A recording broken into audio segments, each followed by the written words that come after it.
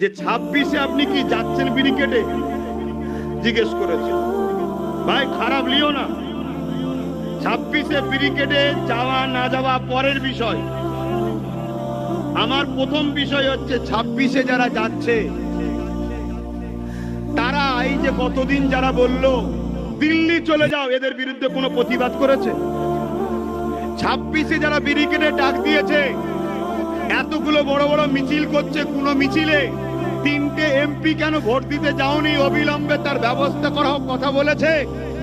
26-এ যারা ডেকেছে তাতে আমি যাব কি যাবে না, কে যাবে কি যাবে না সব নিজ নিজ ব্যাপার, ওটা পরের বিষয়। আমি জানতে চাই রাজ্য সরকারের কাছে কি দাবি করেছে যে নিন্দা বিল পাস করে আপনি সুপ্রিম কোর্টে কেস করুন?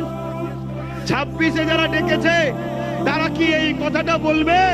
গতকালকে ওয়াকফ বিলের প্রতিবাদে যে মিছিল আসছিল বাসন্তী থেকে, ক্যানিং থেকে, জীবনতলা থেকে, বিভিন্ন জায়গা থেকে, তাদেরকে বাংলার পুলিশ দাঁড় করিয়ে রুখে অমানবিক ভাবে অত্যাচার জুলুম করলো কেন?